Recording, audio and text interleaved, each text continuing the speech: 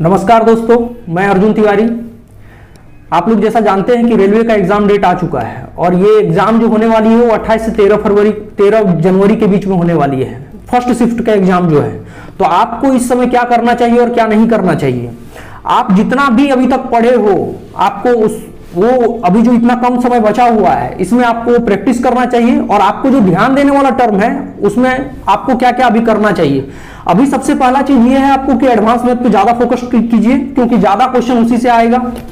और रीजनिंग में कुछ ऐसा टॉपिक है जिसपे आपको फोकस करना है, तो रीजनिंग के कुछ टॉपिक को मैं लेता हूं और इधर कुछ टॉपिक मैथ्स के टॉपिक को लेता हूं। तो मैथ्स के टॉपिक में सबसे पहले आपका आता है ज्योमेट्री को अच्छा से करिए, डेटा इंटरप्रिटेशन को अच्छा से करिए, ट्रिगोनोमेट्री को अच्छा से कीजिए, अलजेब्रा को अच्छा से कीजिए, प्रोबेबिलिटी को अच्छा से कीजिए, हाइट एंड डिस्टेंस को अच्छा से कीजिए, मेंसुरेशन को अच्छा से कीजिए। इतना आप अच्छा कर लीजिए और नंबर सिस्टम को भी देख लीजिए। इतना यदि आप कर लेते हैं तो आपका 80% क्वेश्चंस आपका कवर अप हो जाएगा मैथ्स में।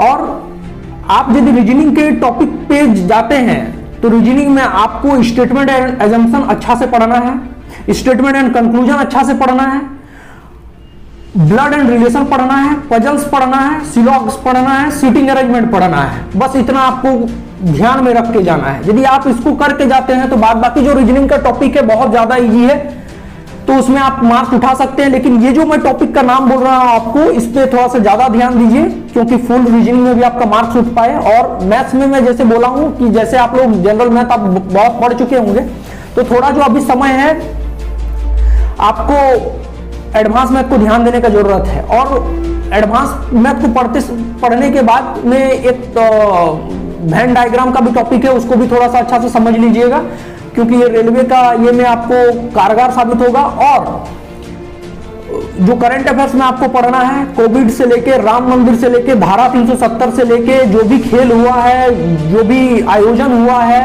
प्रधानमंत्री कहां कहां गए हैं, कहां कहां नहीं गए हैं, और किस देश में इलेक्शन हुआ है, और कौन सा प्रधानमंत्री चुना, कौन प्रधानमंत्री चुना गया, कौन राष्ट्रपति चुना गया, हमारे देश में कहां कहां इलेक्शन हुआ, क्या हुआ, कहां नहीं हुआ, क्या हुआ, ये सब चीजों का जो जानकारी है आपको लेके जाना है।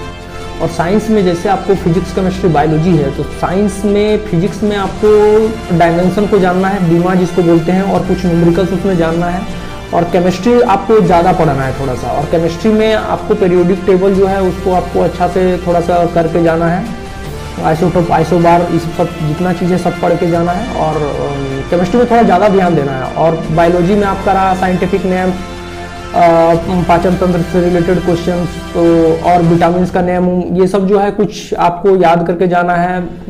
और प्रीवियस ईयर का कुछ हिस्ट्री, ज्योग्राफी, इकोनॉमिक्स जो है प्रीवियस ईयर का कुछ, उसको देख के आप जाइएगा। आप डेफिनेटली फर्स्ट स्टेज का जो एग्जाम है एनटीपीसी का वो क्लियर कर पाइएगा। और इसमें से आपको जो है एग्जाम, जो एनटीपीसी फर्स्ट स्टेज का जो एग्जाम है आपका, वो बहुत इजी वे में होगा, इसलिए आपको डरने का जरूरत नहीं है। जितना आप तैयारी की है सफिशिएंट है। और मैं जो आपको टॉपिक बोला हूं उस पर थोड़ा सा ज्यादा फोकस कर लीजिए, आप रेलवे में डेफिनेटली 100% आप सफलता पाइएगा। बहुत बहुत धन्यवाद आप लोगों का, और परीक्षा की बहुत सारी शुभकामनाएं आप लोग सभी को।